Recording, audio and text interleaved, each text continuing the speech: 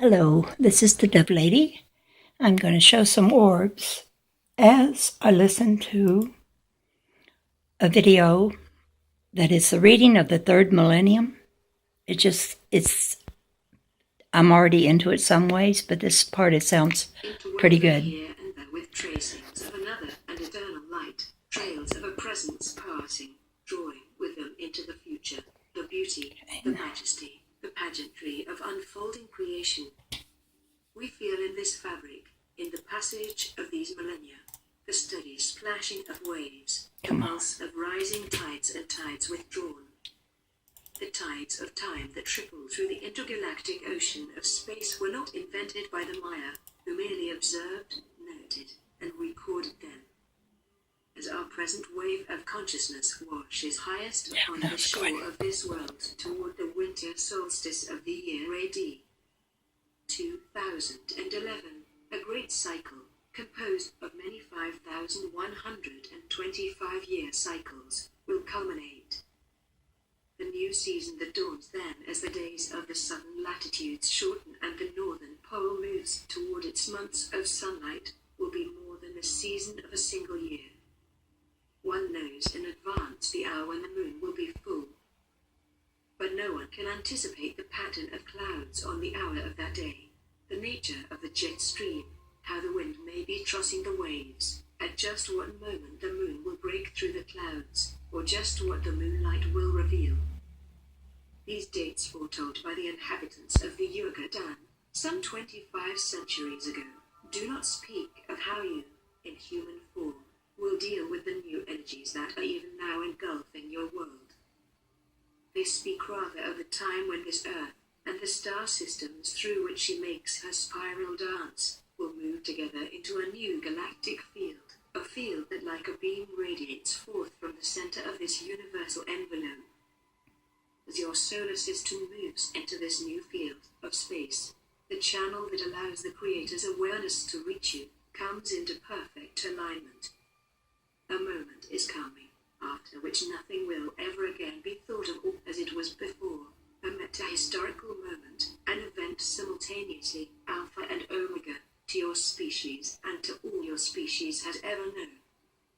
Here will begin a new season of the universe, for the tide, which only turns with the culmination of many great cycles, will turn then to begin its slow and patient return to the eternal sea where all awareness is, before branching into these streams, these harmonies that coalesce the worlds. Our race of angelic messengers was ordained at the inception of the human project to awaken you when the time was right. Some of us awaken you from the outside, shaking you, and reminding you of who you are. Some of us slide down into physicality, merging our biogravitational fields with yours, awakening within you, looking through your eyes, helping you to reprioritize your lives along the creative currents of love. Still others of our more distant kin assist entirely from the outside, by pouring into the fields of thought and emotion around the earth, powerful energies of love, joy, and well-being. These are the spirits who will never incarnate in human form, those of truly extraterrestrial designation. They are not associated with biological processes and never will be.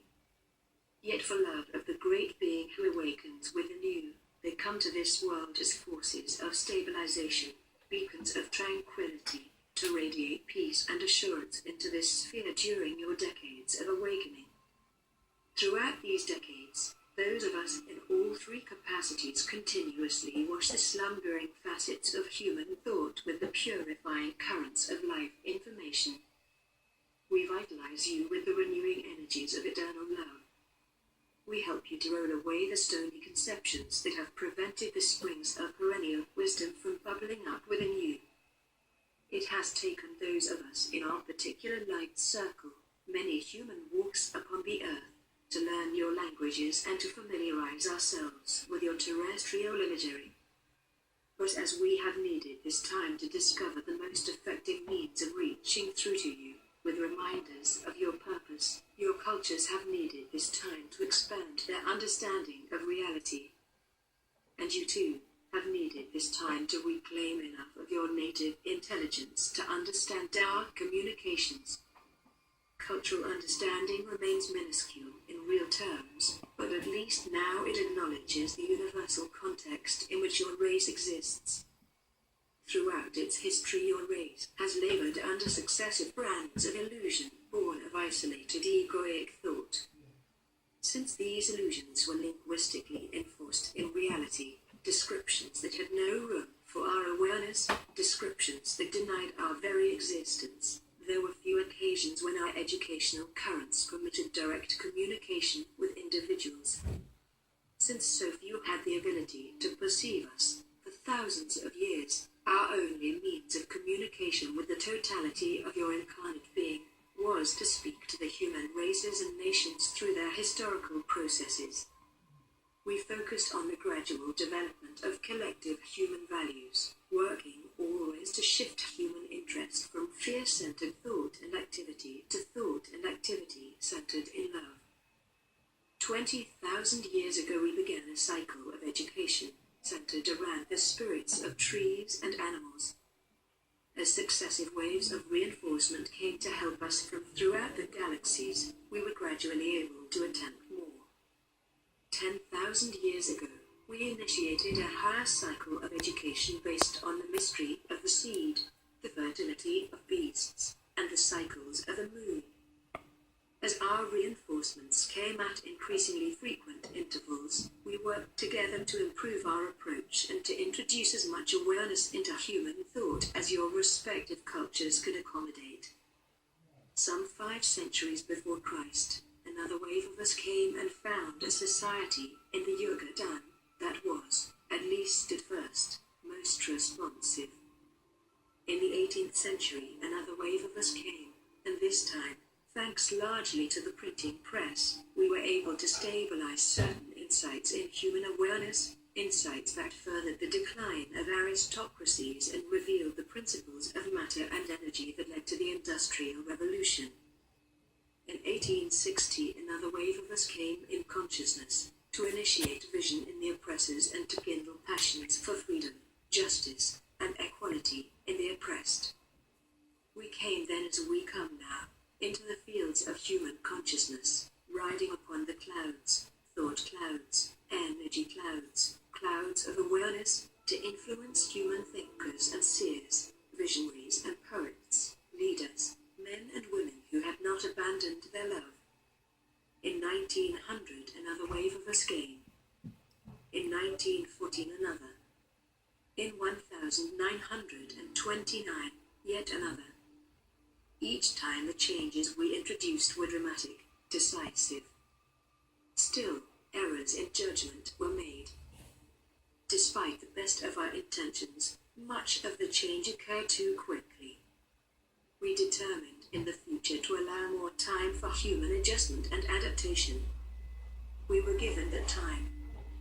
When several waves of arriving spirit beings converged in the late 1940s, the influx of new consciousness into this Earth system encountered, thanks to the success of those who had come before, a new and unprecedented buoyancy of the human spirit.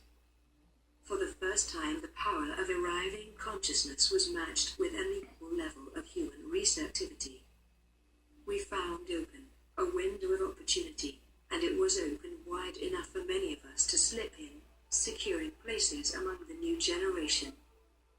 Though most who found such places were children still, the 1957 to 1959 awareness wave of this curious and uniquely global generation was bubbling up sufficiently beneath the surface of established human assumptions to suggest to others, older and wiser, that perhaps the gravitational hold of this planet was, after all, negotiable. Change accelerated and accelerated again. Between the years 1967 and 1969, conceptual communication with incarnate human beings was possible on a large scale for the first time since the Fall itself. The first in this present series of conceptual transmissions occurred then. All around the periphery of historical power, the consciousness of the world began to change rapidly, but the center of old world power still held. International bankers, multinational corporate executives, and leaders of governments and world religions were still surrounded with ego defense mechanisms impervious to our awareness. A decade passed, while awareness spread and deepened, working its way like ivy into every crevice of the old, divisive walls. It became more difficult for corruption and deceit to enjoy its former levels of anonymity. By the late 1970s, when the second in this present series of conceptual transmissions occurred, the new awareness was finding expression in a virtual explosion of new and revolutionary books. The influx of something unprecedented could no longer be denied. While the growth therapies and the human potential movement caught the currents of new awareness and dressed them in the clothing of the future, the fundamentalist churches caught the same currents and dressed them in the clothing of the past. But the incoming waves of consciousness still had to penetrate the old bastions of power. These, it was prophesied, would not fall until the more powerful revelations of the late 1980s. By then, the Stargate transmissions noted, the first contractions of planetary birth would be unmistakable. The winds of change. This wave of the late 1980s is the most powerful pulsation of awareness to enter the conceptual atmosphere of human consciousness since before recorded history. And this wave, though it crested during the years 1987 to 1989, has much to yet engulf and utterly change before it is washed fully across the shores of human affairs. The greatest effects of this wave, far surpassing the events of 1987 to 1989, will come during the late 1990s and the first decade of the 21st century. Like the 1967 to 1969 period of rapid change, the 1987-1989 intensification of new consciousness has altered the world forever. But unlike that of the 1960s, this change runs deeper. It includes more than just the young, and it extends beyond the visionaries. It has reached deep into the ruling consciousness behind human affairs, injected new thought, new blood, new visions. It has taken root in new people. High upon a hill in Czechoslovakia, where yesterday stood a statue of Joseph Stalin, a replica of the Liberty Bell now rings out to celebrate democracy and to welcome in a new era of freedom. In Poland elections, bring in a new government of the people. Hungarians for the first time see inside the halls of their government, as the television lens brings their leaders into their awareness and new awareness to their leaders. The winds of 1987 to 1989 have inspired the first global reductions in conventional and nuclear weapons. They have eroded the wall that once divided Europe and Berlin and have made possible the spiritual and political reunification of Germany. They have warmed human hearts, made friends of former foes, and melted the icy rigidity that once ruled from the darkened places. They have brought radio, television, and the warmth of new awareness into the heart of yesterday's institutions, thawing the hardness of decades. The winds of change have brought freedom to millions who had forgotten how to dream. They have warmed the seeds of forgotten hopes long neglected beneath the frozen fields of fear, causing them to sprout and reach toward heaven again. They have taken men from prison and placed them at the helms of nations.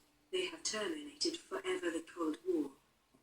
In Japan, and in the nations that border the Great Pacific, economic strength has grown beyond what anyone thought possible, bringing with it a new and promising assurance. But though the material progress of the Pacific Rim since World War II has been vast, a deeper and more important progress shows in the happiness of the people, in their heightened enthusiasm for life, in the sparkling eyes of the young. Compare what you see in their eyes today to the eyes of people in movies and photographs of a half century or a century ago. We, who who have long been working to change the assumptions beneath the fabric of human life, assure you that your world is rapidly being ushered into a new and long-anticipated order. It is not yet without areas of conflict, but, with few exceptions, these conflicts are themselves aspects of planetary healing. Hierarchic dominance is everywhere being challenged to release its hold, so that new and more democratic societies may be given birth. These communications of the late 1980s are having a broader and more inclusive effect than our communications of former times. They are not taking place through transmissions or channelings as much as through actual blendings, landings, what shall we call them? Incarnations, when our consciousness is able to enter human awareness, not just long enough to communicate a message, but long enough to remain and stabilize in those who receive the message. These are the awakened ones, appearing in every village, every marketplace, every university, every community and city on earth. We are the Creator's agents of decision. The lightning from heaven to earth flows through our consciousness, telepathically connecting us in currents of natural synchronistic action. The beam of energy information that shines through the center of each of our spirit identities into our respective individualized human lives is the same information beam that emanates from the center of the sun, and, before that, from the center of the galactic core. Our essential spirit identity is one with our Creator, the unnameable, the source who sends but one primal identity beam through galaxy, star, world, and soul, differentiating like light through crystal layers as it flows, taking ever more specific, focused form, yet remaining one light in essence, originating in one source, one God, one Creator. We come from the stars, knowing within us the wisdom of stars, knowing the source of every star, aligned with our innermost sense of self, flowing uniquely into our spirit lives. The eternal self individualizes. We come as a family of luminous beings, as a drive, a light drive. We come, awakening now in increasing numbers throughout the gentle ones, the lovers of this earth. Those in whom we awaken understand these things in terms quite different from those whom we are still courting from afar. They feel in their bones the changing of the age, and they know that it is good. As this current wave of consciousness slowly fills the conceptual atmosphere of this planet, more and more people look up from their affairs to notice that their society's understanding of the world is neither complete nor accurate. There are some who shrink away from this truth, but properly understood it is a source of joy and not of fear. The perspective to which we call is one of wholeness. It is the vision that sees, behind the changes of these times, an eternal presence slowly filling the fields of human consciousness, a holy presence, the presence that inspires life itself. Those who embrace this vision are both more comfortable and more effective in the arenas where human goods, services, and ideas are exchanged. Their lives are rooted in a sense of peace that weathers well the temporal storms. They use their skills and their insight to prepare the way for change in commercial and political spheres. And as this magical quarter century continues to unfold, their peace continues to deepen. How could it be otherwise? They bring peace to all they encounter. We address those locked in historical perspectives as best we can, transmitting our information through those of resonant transduction, in whom we are able to incarnate occasionally, not necessarily full-time, but long enough to create a work of art, a song, a motion picture, an article, a documentary. As electronic communication devices help to alert more people to the deeper currents of perception within themselves, our transmission of higher frequency consciousness increasingly takes the form of radiant light energy, beamed directly into human awareness. People turn again to the historically neglected flow of information through collective human consciousness, even as that flow is itself being amplified, even as its warmer, love-centered informational currents infiltrate the cooler currents of compartmentalized egoic thought. From the clouds on which some will perceive Christ striding, insight falls like spring rain upon a winter landscape, melting the snows, the prejudice, the illusions of centuries, gathering all in the water of truth and flowing on, to warm the currents of a historical river, where remnants of ideology bob, like blocks of ice, grinding against one another in the flow, melting subtly, then suddenly, away. The warm rains of new thought fall steadily upon the fields of human consciousness, bringing warmth, light, and radiant energy.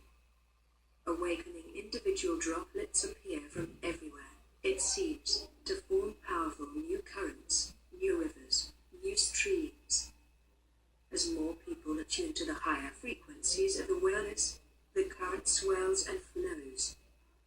New thought, new vision, new perspectives are shared and actualized. Waters and spirits rise.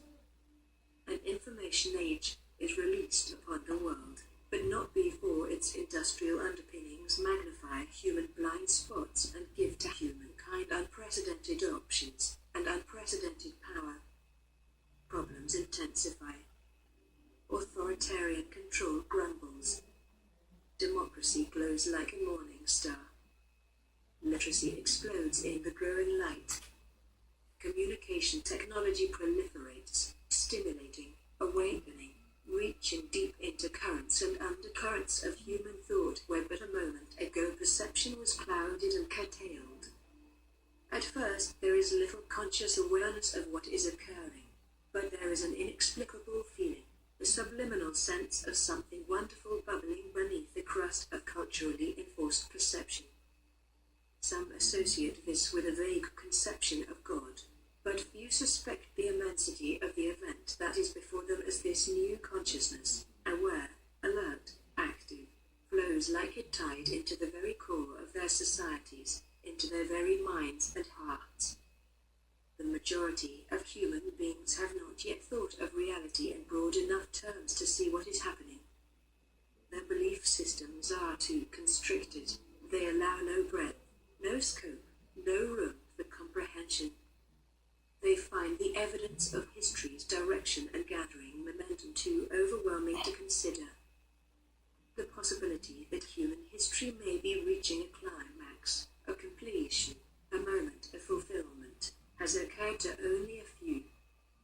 That all that has gone before might be merely the gestational cycle of a developing planetary intelligence is too large a concept, too broad a vision for those cloaked in cultural bias to see. However, a rapidly growing minority, with significant global influence, has sensed that there is more to current political and economic trends than is typically acknowledged by the world's societies. These people have seen flickering movements on the other side of the linguistic curtain that hangs between them and a clear view of reality. They have begun to attune to inner levels of being. These awakening individuals are not centered in any one city or nation. They do not belong to any one race or denomination. Without any linear, superficial organization, they are looking up and noticing, appearing, incarnating wherever people love. Often the initial phase of their awakening is more emotional than conceptual, but that is enough to allow the coordinated thought and sensation of unified being to flow into them and their decision-making. They may not fully understand it mentally, but they feel something, experience something. They have tapped into a new way of being. They act on it. They trust it. And it works.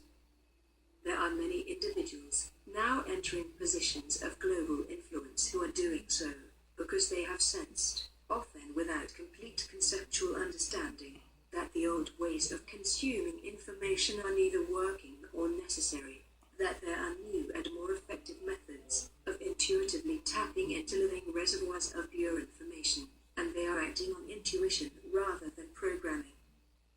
These people, without any unifying ideology, are finding themselves in strategic positions overseeing primary systems of planetary energy. energy exchange and human social organization. This is not accidental. When the moment of quantum awakening arrives, or shortly before, they will be guided from within to act in ways that will minimize disruption of the systems that provide human populations with life's necessities. Before the moment of collective awakening, they will receive full understanding. They will know themselves as cells, terminals. There is not yet an adequate term, biologically incarnate focal points of the same awareness that brings them and their species to life. Throughout more generations of your ancestors than you are able to remember, informational beings of the angelic orders have been moving within historical circuits, guiding the development of your cultures and your institutions. They have been influencing the evolution of your civilizational deities, filters, and prejudices, so that one day these deities, filters, and prejudices themselves would convince you to look above them, beyond them, into reality. Since some 3,000 years before the birth of Christ, the most effective components of our educational strategy have been avenues of communication related to sports, agriculture, and music. Recently, physics, electronics, and other contemporary fields have also entered the picture. However, regardless of the language we speak, and each of these fields provides us with a language of sorts, our educational goals remain the same. Our task is to demonstrate the superiority of present moment, life-centered awareness, over awareness clouded by fear. We work to shift human interest gradually away from defensive, survival-oriented lifestyles and toward the pursuit of excellence. We are only able to influence people in areas where their hearts are at least somewhat open, and where a passionate interest is present. We are not interested in changing minds. Minds have always followed the passions of the heart. We are interested in opening hearts. Our educational vehicles must contrast the advantages of love-centered living with the mediocrity of mere survival, which is the best that fear-centered living claims to offer. They must graphically demonstrate the benefits of the motivation of love as opposed to the motivation of fear, illustrating the superiority of cooperation over conflict, negotiation over confrontation, forgiveness over revenge, present moment awareness over perception filtered through the past. They must show these as superior methods of achieving human goals and interests. Since the day when we first challenged Sumerian warriors to see who could hurl their spears the farthest, instead of hurling them at each other, we have utilized the vehicle of sports to harness the currents of human aggression and channel them into more creative activity. As human aggression is channeled into athletic competition, a subtle shift in values occurs. In many cultures, it has taken generations for this shift to produce new patterns of accepted social behavior.